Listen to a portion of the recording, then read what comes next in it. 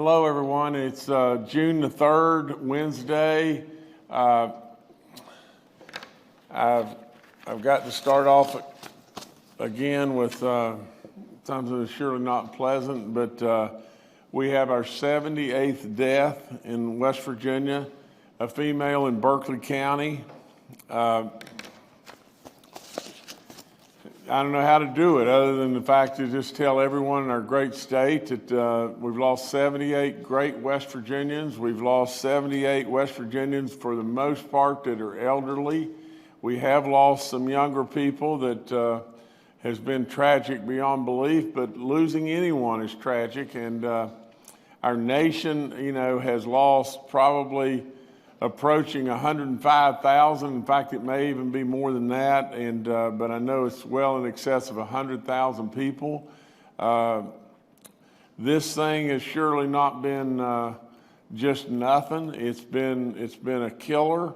It's still with us. I caution everyone, especially the elderly, to be really smart, protect yourself, especially if you have any kind of chronic heart or lung or any type of issue. This thing can come on quickly and it can be very bad. I ask our young people to realize that, for you, for the most part, you could actually be a transmitter or a carrier of this and everything because your symptoms may be minimal, if even not even noticeable. And so be careful. And I ask all West Virginians to pray for this beautiful lady that we lost and her family in Berkeley County and all of her loved ones, and know that these people will not be forgotten. And there's no way on earth that I'm going to allow these people, these great West Virginians, to become a statistic. So please keep them in your thoughts and your prayers. This is week 6 of our West Virginia Strong, the comeback reopening plan. We're trying to ease back into the reopening as to where we crawled before we ran. We have done that. We have watched our numbers, night and day. I don't know that there's any difference anymore between the night and the day, but we had one spike up. That spike up was just exactly what we were looking for. It was at Huttonsville primarily.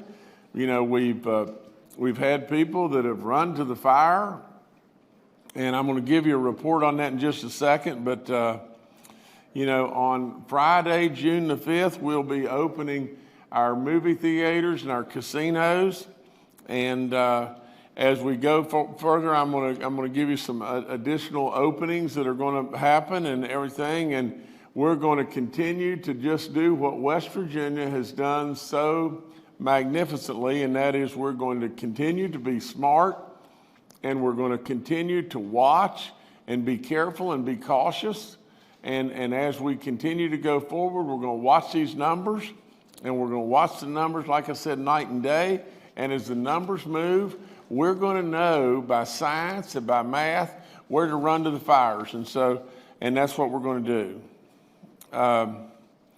In Huttonsville, the test, I'm going to read this to you. The testing in our correctional facilities that I directed for the rest of the correctional inmates and staff is underway, and that's at additional facilities through beyond Huttonsville. It began yesterday morning at 5 facilities in the northern and eastern panhandles, 3 regional jails, 2 prisons, and 2 juvenile centers.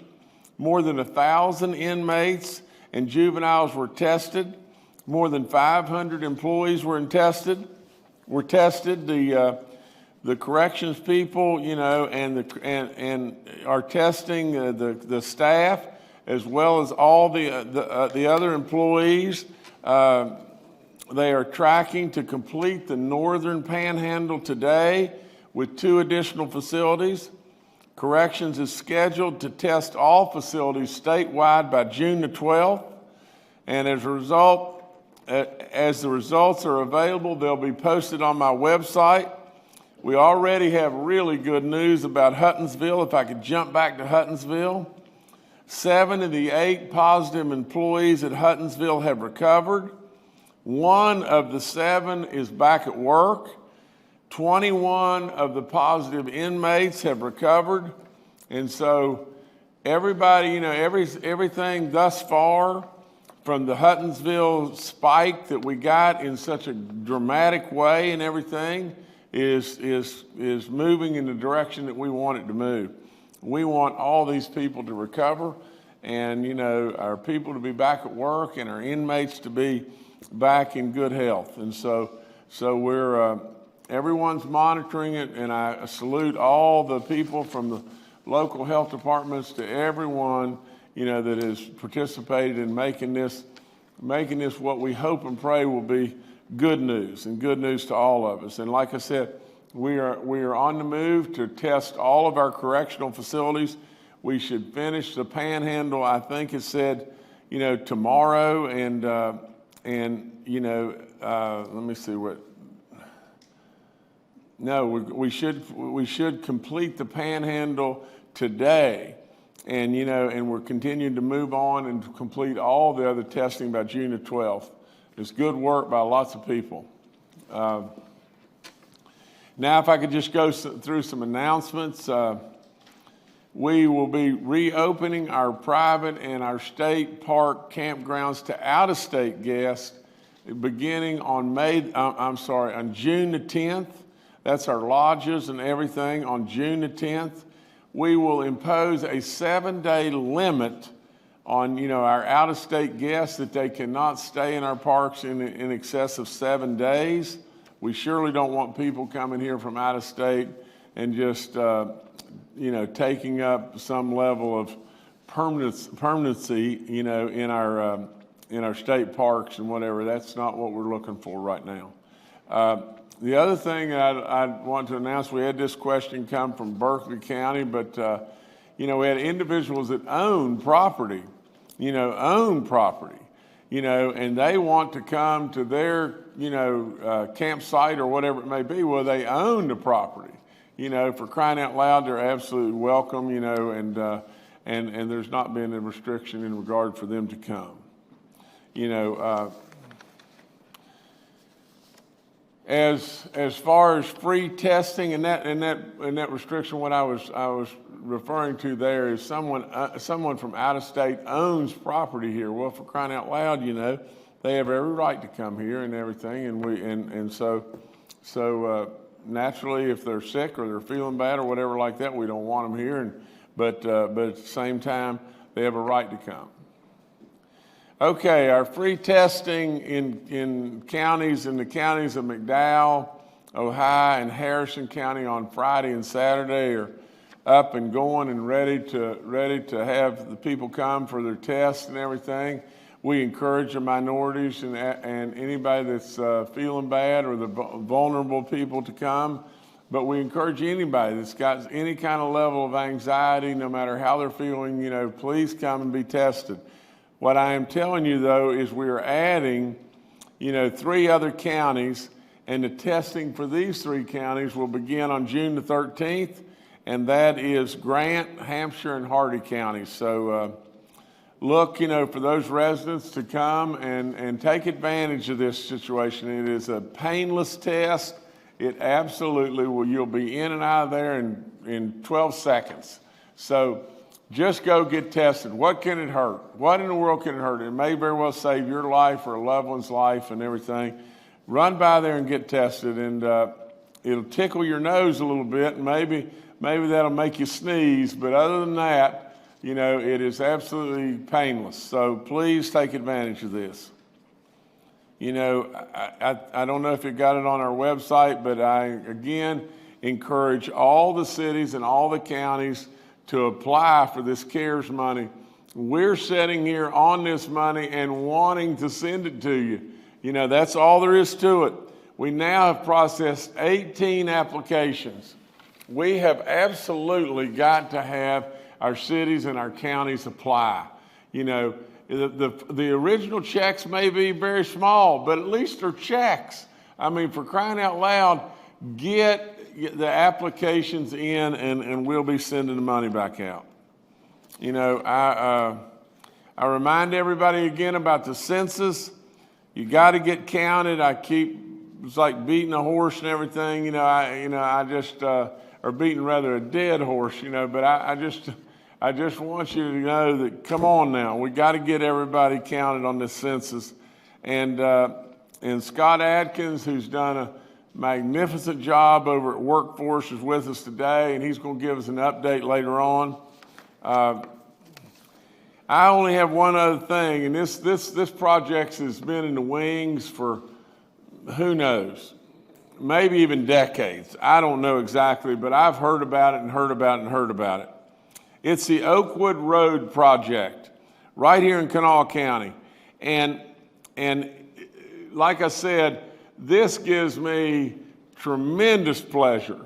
But today I am announcing that I have approved the award of the contract for the Oakwood Intersection Improvement Project on US 119 in Kanawha County, and the work will begin soon. It's great work by our highway and transportation departments and everything, but let me just read just a little bit more about this.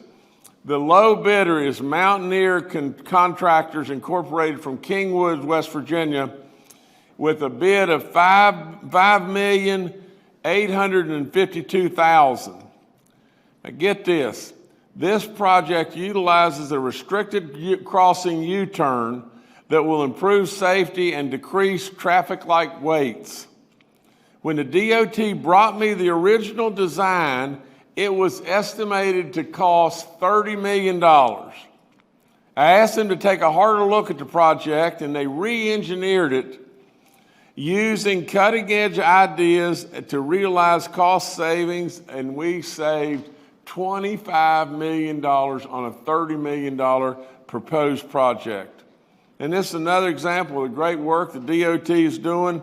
And everywhere you look in the months to come across this state, you'll see us fixing potholes and pulling ditches and doing additional paving and everything. And it'll be going on in all 55 counties. It started a little late this year because of all the rain. We just had rain upon rain upon rain upon rain. But you'll see our great DOT workers out there, and they'll be everywhere. And you'll probably see a lot more orange cones and everything. And so I think all that's really good. It tickles me to death to see them. I know the waits are a little inconvenient from time to time, but the end result is awfully good. And this Oakwood Road project, I am tickled to death because it came in at a fraction of what they thought it was going to be. And again, that great work on the re-engineering and everything is making it a reality, and making it a reality that's way overdue. So it's a good project right here in Kanawha County, and that's really good. Okay, the other thing is just run to these charts real quick and give you an update on the numbers. Like I said, we lost another individual, and that's 78 too many. I hate it so badly, it's unbelievable, but I've got to say, West Virginia, you've done amazingly well. If we could look at our recovered cases, the top lines, if you'll see, the bottom line is still tilting downward. The top line is still moving in the way we want it to move. We got 1,381 now cases that have recovered, and we've got 612 that we're working that are active, and all that's moving just the way we want it to move. If you'll go down one line below that, you'll see that spike that we were talking about, where we jumped up at 7.05%. You remember we wanted to stay below 3. That was the big thing. We got to stay below 3 on the cumulative, on the bottom one, below 3. That's where we want to be and everything. Well, that spike at 7%, that's way past. But you see, that is exactly what we wanted to see by the math. We didn't want to just, lick our thumb and hold it up in the air and figure out which way the wind's blowing. We wanted some kind of scientific math to be able to lead us and let that lead us to where we needed to charge. And so it's That's exactly what happened with Huttonsville, and look what's happened after that. Yesterday, I think I reported we were at 0.02, which was, or rather, we were at 0.2, which was like 0.5%, which was the best day ever. Today we're at 1.32. The day prior to that 0.2 was 1.23. All that's great. That's just great, great, great. The cumulative percent of positive cases, remember when it was like 1.91 or 1.92, and then all of a sudden with Huttonsville and everything, we rose back up all the way to like 2.13. Well, that surely is not what we wanted, but now we've gone down and down and down, and now we're at 2.00 flat, and that's really good, really good. We're still trending as a state, from the standpoint of, our positives, versus the number of tests compared to our neighbors. We're off the chart good there. As far as our total testing, we still pace at a pace greater than the U.S. and significantly greater than all of our neighbors. So all I would say to you is just this: as we continue to open, please, West Virginians, please remember, if you're an elderly person or if you're going out into to a building to shop or something like that, think really hard. You ought to be wearing your mask and everything. And it's a little inconvenience, but for crying out loud, what is that? It's on a scale of where we're at, for a few more months until that vaccine gets here for all of us and everything. Just try to be safe and just try to really be smart, West Virginia, because you've already done it. Just keep the miracle happening, and there'll be more and more and more good, come our way. And please keep all those in your thoughts and your prayers that we've lost. But thank you so much. Thank you, Governor. Let's first go to Scott Adkins, the Acting Commissioner of Workforce, West Virginia. Oh, thanks, Jordan, and good morning. Just wanted to update you about some of the unemployment numbers so far. The past 10 weeks, Workforce has received 250,000 unemployment claims. And just to put that in perspective, all of 2019, we took 46,862. And so in the past 10 weeks, we've taken 5 times more claims than we did the entire year of 2019. Workforce has paid out more than $701 million in unemployment benefits so far over the past 10 weeks. There's about 5% of that 250,000 claims I mentioned earlier that have issues that we're having to work through. Those issues must be resolved before we can issue payment.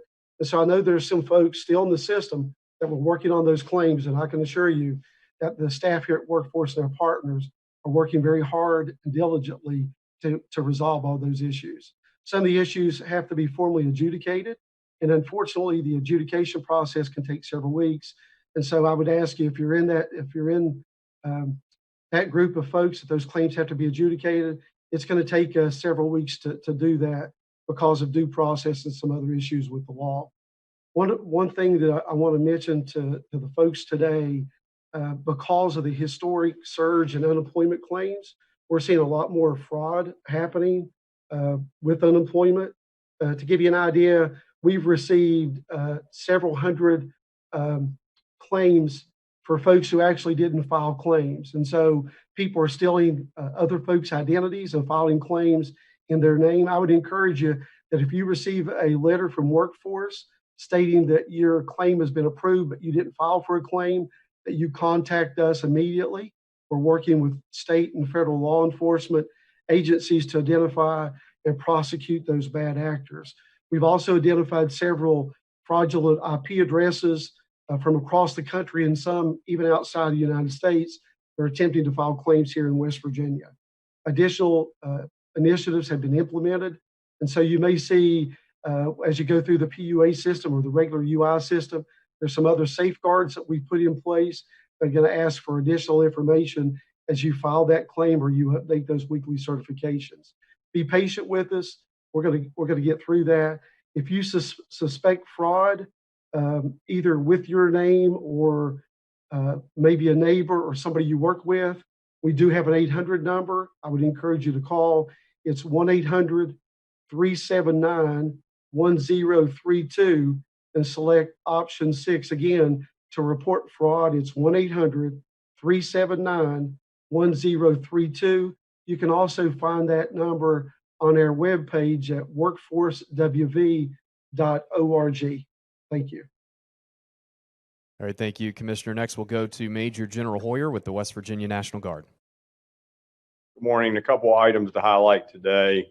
The National Guard over the next couple of days will be conducting what we call tabletop exercise to prepare for other events that we might have to respond to on behalf of the citizens, such as a flood or some type of hurricane response that would cause challenges in our area.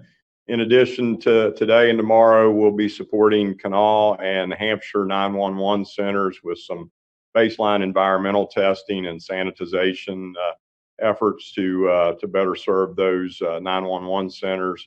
And then I'd like to highlight a couple of things. Jordan, if you could please put up the document if you have that.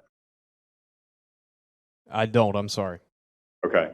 We'll push out to the governor's website and to the National Guard website a document that's circulating that uses a National Guard watermark on the back of it and talks about FEMA calling out National Guard troops and implementing the Stafford Act. Just want to make sure that folks, particularly in the Eastern Panhandle, who've notified us that they've received this document, that is not an accurate document. It's not accurate in that FEMA is not a responsible party for calling out the National Guard. They're using a National Guard watermark inappropriately and talking about things that just are not accurate related to the Stafford Act. It also allows me to highlight that in addition to individuals within our country that do this, Russia and China are actively and aggressively attempting to put out false narratives and information on social media sites. So I ask all West Virginians to pay attention. If you have questions, contact your local law enforcement officer, local elected officials, or look to the governor's website or the National Guard website for accurate information. And I want to, in regard to that and to the work that West Virginians are doing related to mitigation of the coronavirus, the efforts that you've done, that the governor and Dr. Marsh in particular have highlighted over the last number of days, on behalf of the National Guard and our counterparts in state government and law enforcement, first responders, and healthcare workers, thank you for the continued efforts you do to mitigate the spread of the virus. And thank you for the great work that West Virginians are doing in this unfortunate circumstance related to the unfortunate incident that occurred in Minnesota, and the way you are conducting yourselves as West Virginians and not falling prey to false narratives and things of that nature, and continuing to express yourselves in the appropriate manner. So again, on behalf of all of us, thank you for the great work, West Virginia. Thank you, General. And that document is now on the screen. And we'll make that available on the governor's website as well. Dr. Clay Marsh, our coronavirus czar, and Secretary Bill Crouch and Dr. Kathy Slimp from the West Virginia DHHR are also joining us today and are available for questions. Once again, we're holding today's briefing with media members joining us virtually to practice good social distancing. The first questioner we have today is Steve Adams with Ogden Newspapers.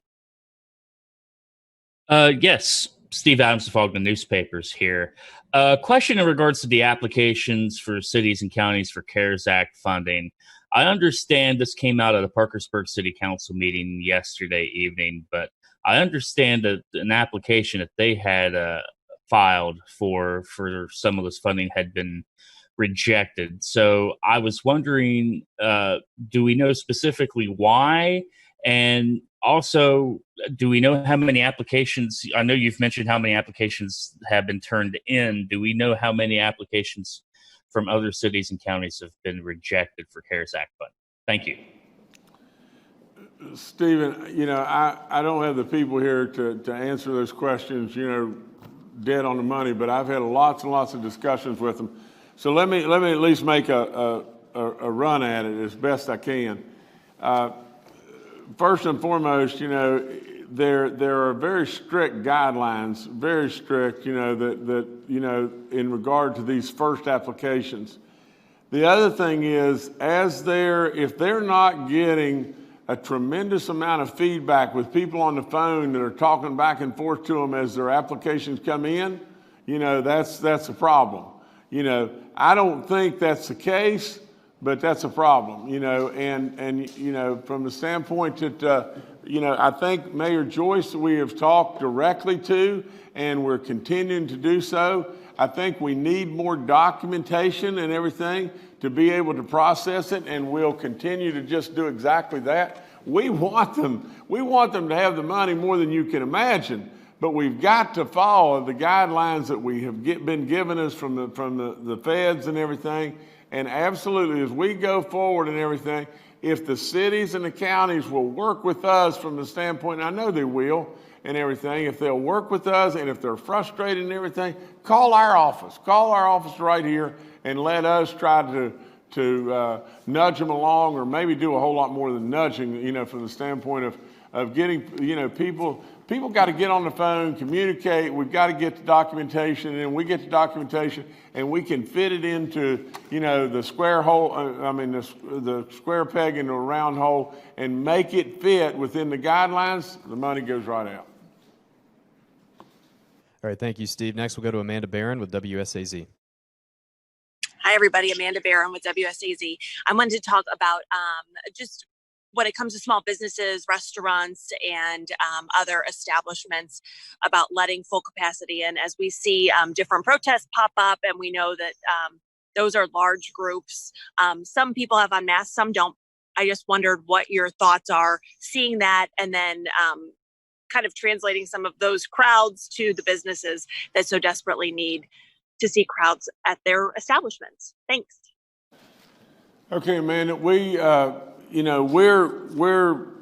well aware of the fact, from the standpoint of in regard to the protesters and how that fits into the 25 mold, and when we really feel like we need now to start expanding the 25 mold and everything, and to be perfectly honest, we're going to do a great amount more, of work in regard to that, in later today, and the only thing, Amanda, it seems like when you call, it's always this, but I think the president's on the line right now, and I'm going to have to pass over to Clay and let Clay talk a little bit about this and the indoor-outdoor stuff, and I'll catch this, and I'll call you, and then I'll come back right back.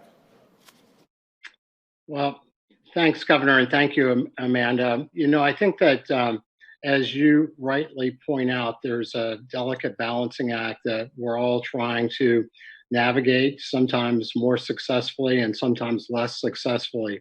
As we look at protests around the country, where people are using their voices and First Amendment rights to peacefully protest the death of George Floyd and others, then we would really heavily encourage not only the use of masks, but the benefit of trying to distance and move from people in the crowd so that you don't end up with static interface. Remember, we talked yesterday about the perspective of folks in Japan that have been very successful at navigating the spread and the number of deaths from COVID. A country of 127 million people have had less than 1,000 deaths from COVID so far, and they focus on close contacts, they focused on closed environments, and they focus on crowds.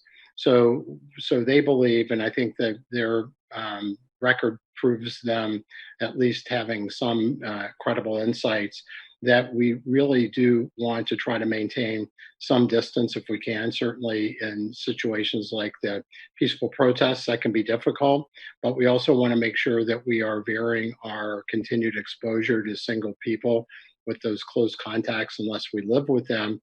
And certainly as we look at crowds, we want to make sure that as people do, demonstrate peacefully, that they're also cognizant that this is a perfect situation to augment the spread of the COVID virus. And so with our restaurants and with our businesses, we want to make sure as much as possible and advise the governor to be able to, create the right environments for them to be able to not just survive, but to thrive. Yet at the same time, of course, the concern is that the closer we come together and the more contact we make in a closed environment, the more likely this virus can spread. And the speed of spread is still what we're worried about. So there's no perfect solutions. Certainly, as we are following very closely the progress and the prevalence and the incidence of COVID infection around the state of West Virginia, and we start to look at areas that are much more vulnerable, whether it's because of their location, as we've talked about before, in the Eastern Panhandle, or other sort of juxtapositions close to other states that have more activity, the Northern Panhandle, certainly Ohio River Valley, then we will continue to try to test in those areas to be able to gain an insight over what the ambient circumstances are, because we know that mostly the spread into a community will not just be given the interface in, say, a restaurant or a meal, but really be much more related to the prevalence and the incidence of COVID in that community, because people carry that back and forth. And so as we go forward, certainly we hope to be able to, loosen up some of these restrictions. But as we've said before, these may not be always in the whole state, because now instead of looking at the state as one single whole, we're looking at the state as 55 integrated parts. And so I think that what you can anticipate, Amanda, is that we will continue to advise the governor, and the governor will finally make the decisions that he feels is right for the state. But we may advise not necessarily always on a whole state perspective. And although we haven't really done that, that is certainly an important tool that we all have, working closely with the Bureau of Public Health and the local health departments and the county health officers and the elected officials in these areas to try to make sure we're doing the right thing for all citizens in West Virginia. So thank you.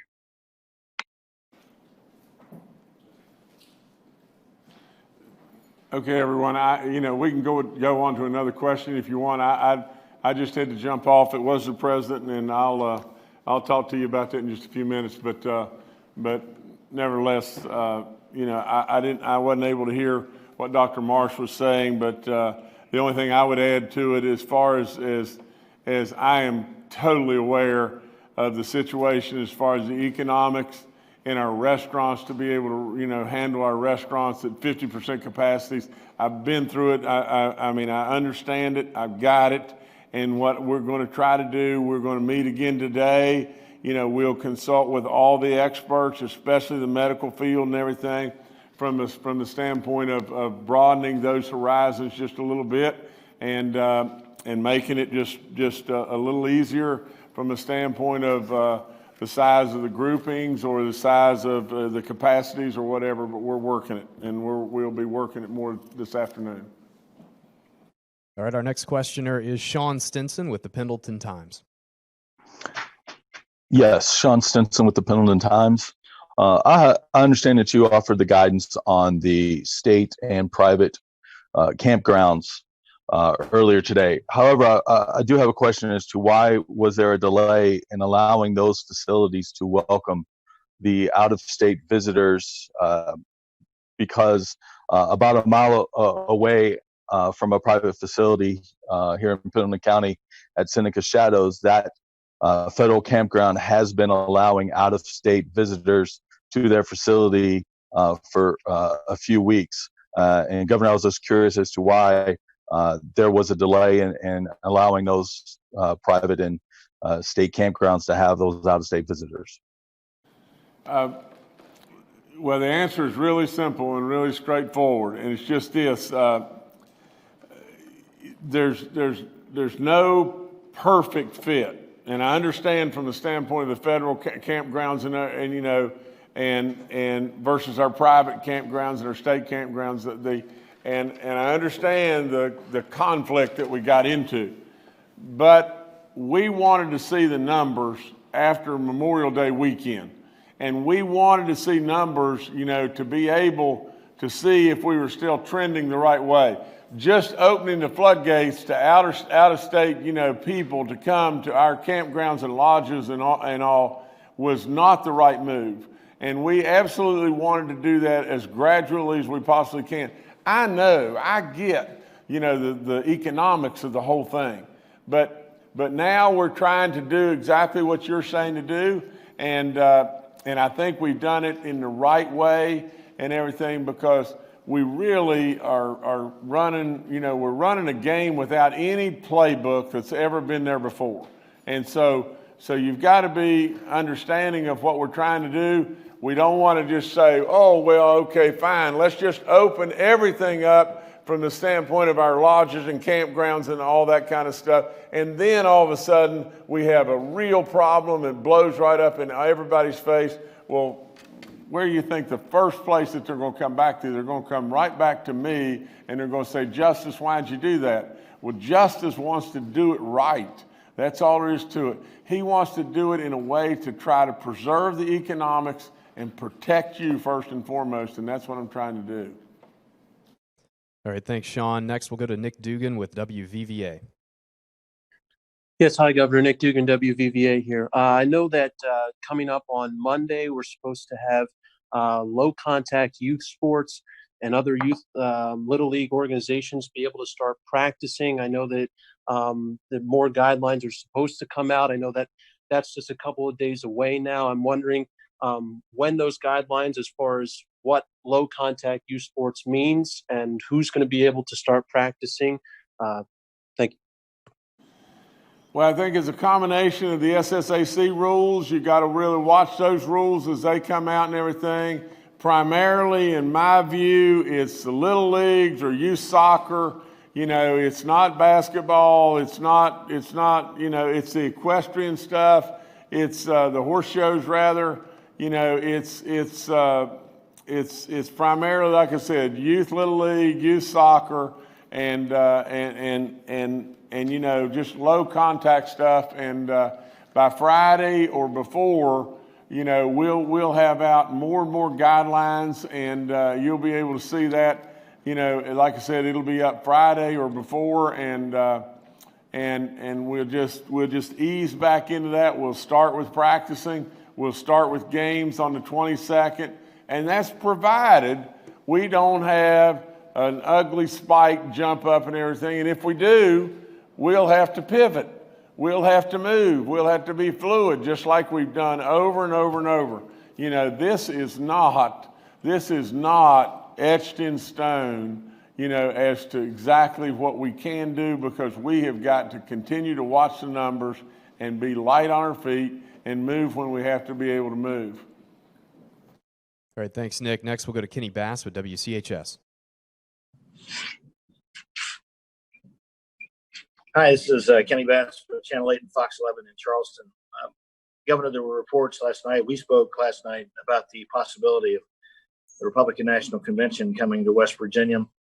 Quick question: with the hesitancy that we've shown not to open the state to people from outside of our borders because we've been somewhat insulated and protected here, and we haven't seen the effects from COVID-19 that many of our neighbors have. You talk about events like the Republican National Convention, or you talk about World Team Tennis, which is coming to the Greenbrier this summer, which I'm certain will attract a cosmopolitan audience from all across the country and perhaps from out of the country as people come to watch that event. Where is the balance that we're trying to find here with inviting the RNC, with bringing in World Team Tennis, versus the other measures we've taken, which are designed to keep us safe and keep out-of-staters from here? And then very briefly, what are the odds that the Republican National Convention will be in West Virginia? You called it a long shot last night. What are the realistic expectations we can have? Well, Kenny, let me go through the different aspects of your questions, but we do have protocols in place, but if they were to come, they have many very, very strict protocols. Now, first and foremost, I would say we've got to look at those protocols and be assured that we will absolutely be safe and be safe in every way in West Virginia.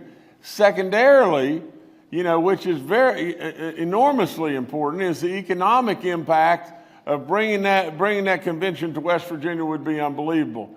And lastly, here's the brass tacks facts.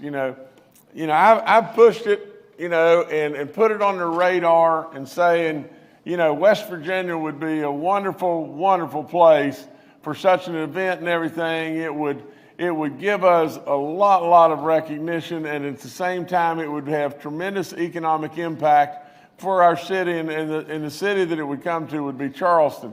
But the reality is just this. It is such a long shot. It is just something that I'll continue to do to try to market West Virginia and put on the radar of our president and everything. It was just him. He was calling back on another issue and everything. We had more discussion about this, and I've got to report to West Virginia and that long shot is probably not going to become a reality. And so from the standpoint of us getting that, he informed me that probably they've already, had a process in which they looked at us and everything, but I think they're going to go somewhere else. But again, I want to try to always, as best I possibly can, to bring more and more potential goodness to West Virginia. And I'll promise you that without any question whatsoever, there's no way in the world that anything will come to West Virginia that we don't have protocols in place from the people that are coming and protocols in place from our state and everything to try to protect us in every way we possibly can. In regard to the world team tennis, and I know very little about this and everything, but I think, one of the things that they're going to be able to have fans, but I think they're going to limit them to like a fifth of the stadium space and all that kind of stuff. So one per every 5 seats or whatever. I don't know exactly what it is, but I know there's protocols, and there's protocols to protect us and protect those that are coming as well. All right, thanks, Kenny. Next, we'll go to Brittany Patterson with West Virginia Public Broadcasting. Hi, Brittany Patterson with West Virginia Public Broadcasting. Thanks for taking my question. So as you know, in July, we are going to see the end of the additional federal money that folks getting unemployment have been getting. We're still facing extremely high levels of unemployment and jobs that have yet to really go back fully. Does the state have a plan for helping residents who might be experiencing hardships when that happens? Scott, maybe are you still on? Maybe you could answer that.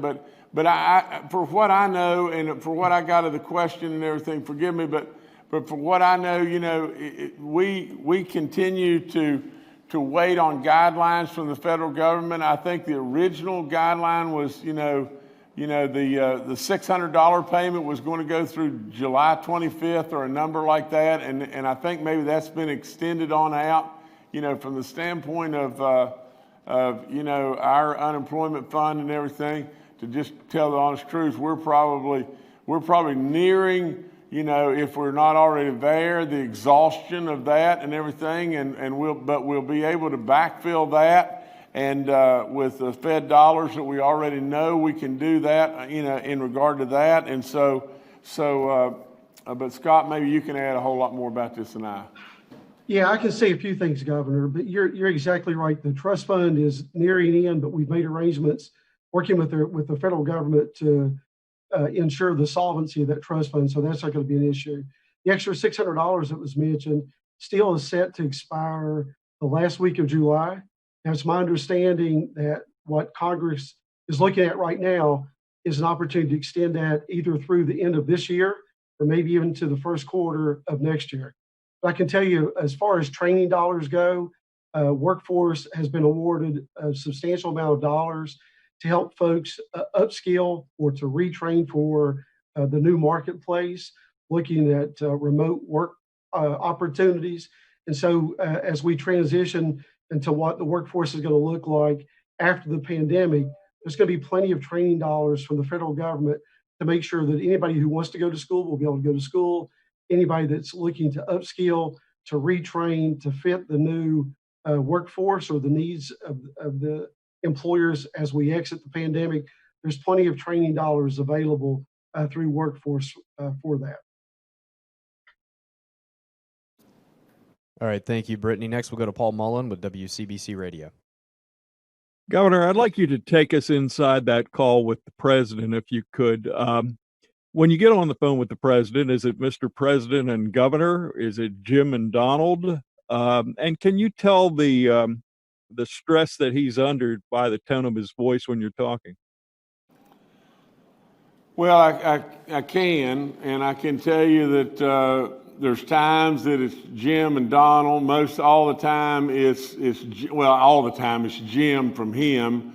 You know, I really try with all in me to always give the ultimate respect to that office and call him Mr. President.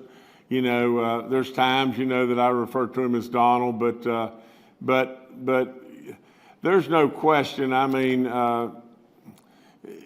you know, I've told him this before, but, you know, I was on a call with him not long ago. Maybe this will better answer your question, but I was on the call with him not long ago when he was beginning to pivot more towards reopening of America and that we had to get back to work. And I said, you know, Mr. President, I've been on a lot of calls with you and over the last little while, and I've surely been able to see, you know, on the telecalls and everything, I've been able to see the stress and the concern and the worry. But today I see you really in a mood of hope and everything for us to be able to reopen. And I see you, and my words were, today you're really jacked up, aren't you? And he laughed and he said, well, I got to work more on my poker face then, don't I? Because, you know, but they're pleasant calls. You know, they're usually not very long, you know, because we get right to the point with one another about what we're wanting to talk about. But you know, I mean, really and truly, with what's going on in our nation, what's going on in the world, you know, it's tough stuff, and really what's going on right here in the state, you know, is surely smaller in lots of ways, but it's one and the same. This whole balancing act of, you know, with no playbook and you know, just and you know, you're going on a lot of hope, and more than anything, a ton of prayers that you're making the right decisions for our people. And so, but he, you know, like I said, I wish to goodness that people could see his heart. He really cares. He puts on a face as being a tough guy a lot, and he is a tough guy, but, and he puts on a face to where stuff really is deflecting off of him, but those errors hurt. They hurt. Of course, they can hurt me, but they hurt him as well. I mean, they'd hurt anybody. But he, I'll promise you one thing: he loves America. He's given it everything he's got for America. He doesn't need to be there. I mean, he doesn't need that job. He's not looking for the next office. I mean, you know, it's not easy work, but at some point in time, you feel a tremendous amount of gratitude and honor and everything to be able to serve. You know, that's the thing that I hate to say it, but an awful lot of politicians aren't doing today. You know, they're looking for the next hot tip or their next highest office or whatever, and the serve part kind of just goes out the window. But I really believe you got a president and that's there to serve, and I promise you got a governor that's doing that. All right, thanks, Paul. Next, we'll go to Mark Curtis with Nexstar Media. Governor, I want to kind of follow up on that, the political part of this. We've had the three leading Democratic candidates for governor on our Sunday show. We've already interviewed your two main opponents, We're hoping to have you in soon to tape for this Sunday. But to a person, all 5 of them have criticized you for not spending any of the federal CARES Act money, the $1.25 billion. They believe it should be spread out to help small businesses. The money should already have been distributed to the municipalities. I realize you're waiting on paperwork, but respond to the political accusation from all 5 of them that you've mishandled the CARES Act funding that's been sent to West Virginia.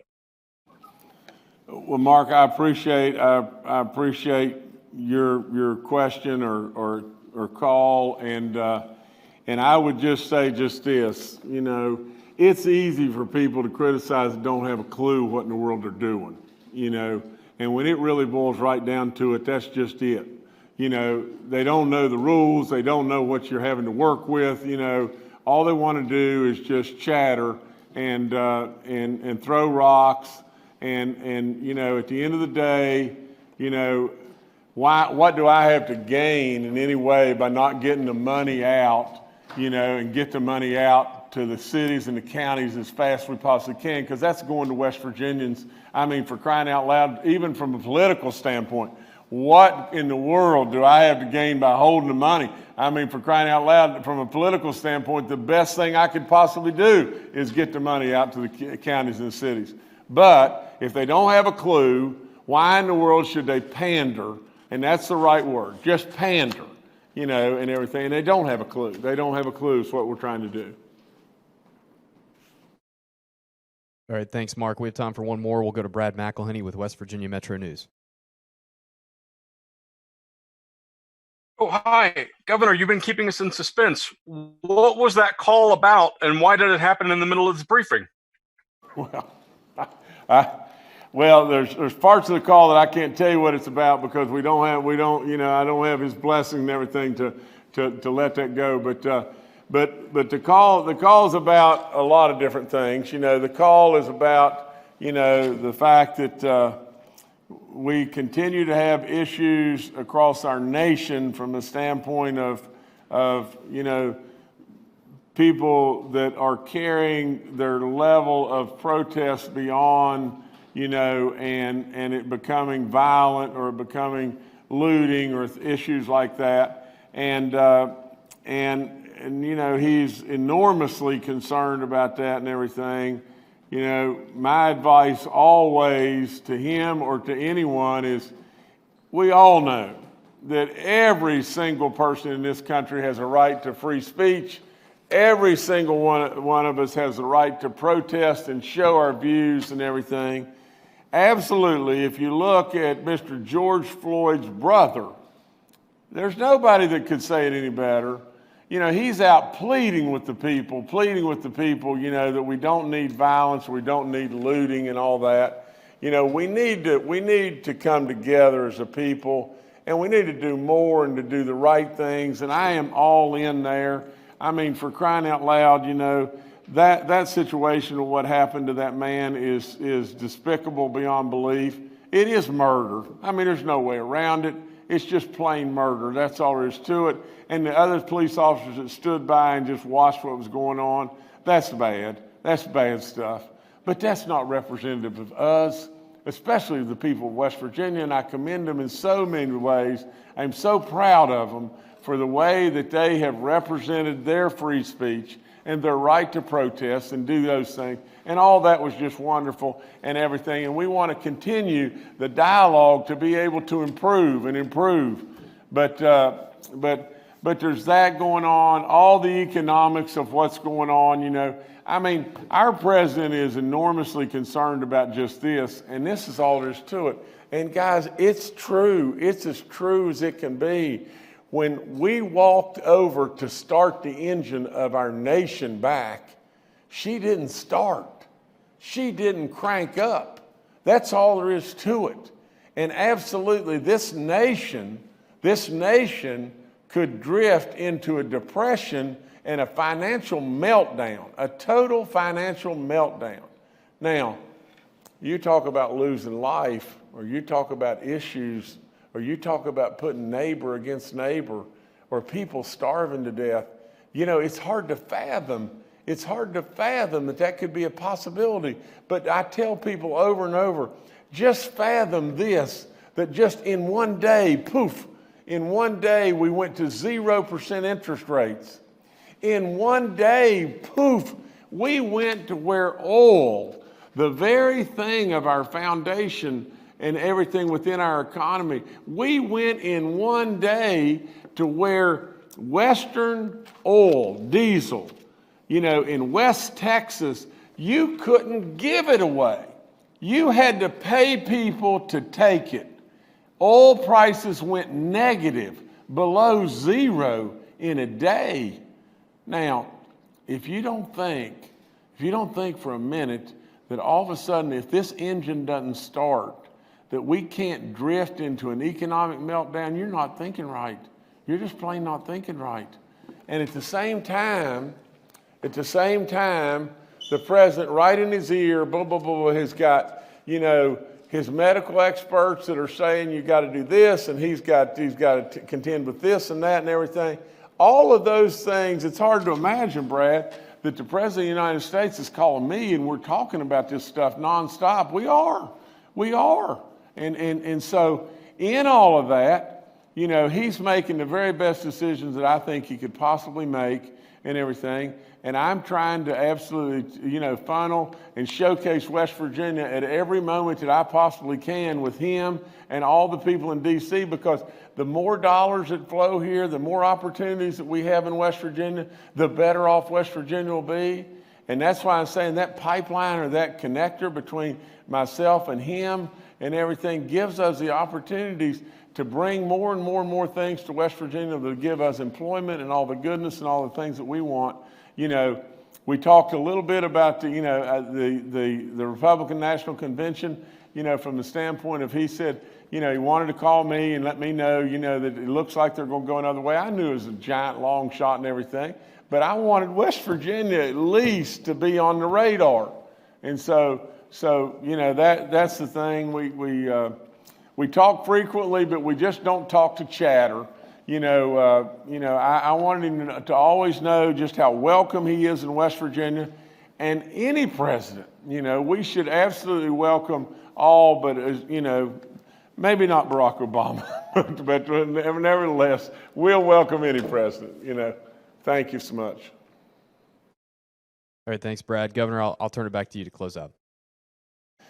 Well, first and foremost, I want to go back to workforce just 1 second.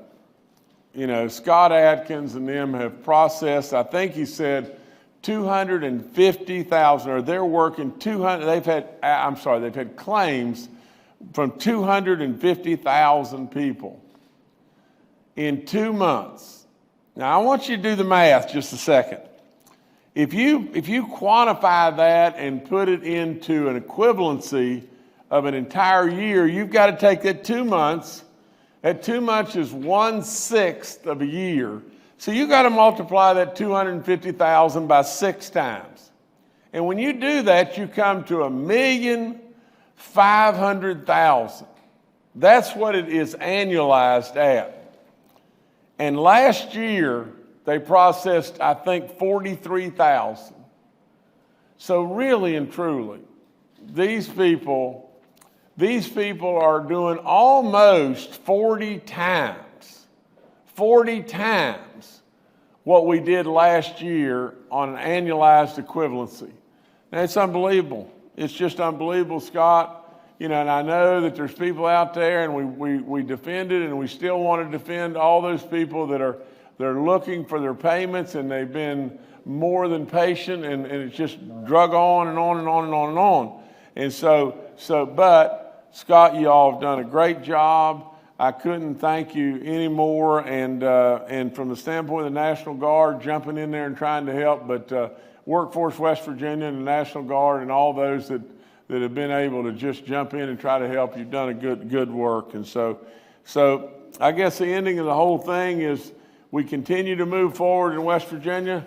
I continue to ask you to wear your mask if you go out, and I continue to tell you that West Virginia, you couldn't possibly say it any differently than just this.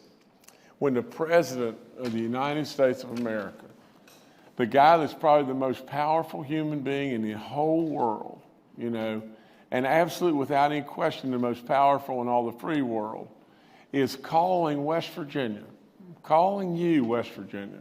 The President of the United States is calling you and everything, and that means he knows you. He knows where you live. He knows you, West Virginia, and truly in every way, we want that ability to be able to go forward to where we'll get our fair share. You see, over all the years that have gone on, and I'm not casting stones in any way, but over all the years that have gone by, we have been thrown a bone, just a tidbit, in order to secure votes, whether they be our senators or our congressmen or whatever. But we have been thrown tidbits, nothing and everything. At the end of the day, West Virginia, you need and deserve your fair share. And that's what I'm trying in every way, shape, form, and fashion to be able to get you that and everything, because it'll only make us better. We don't need just tidbits. We don't need the parsley around the plate. We need the meat and the potatoes. Thank you so much.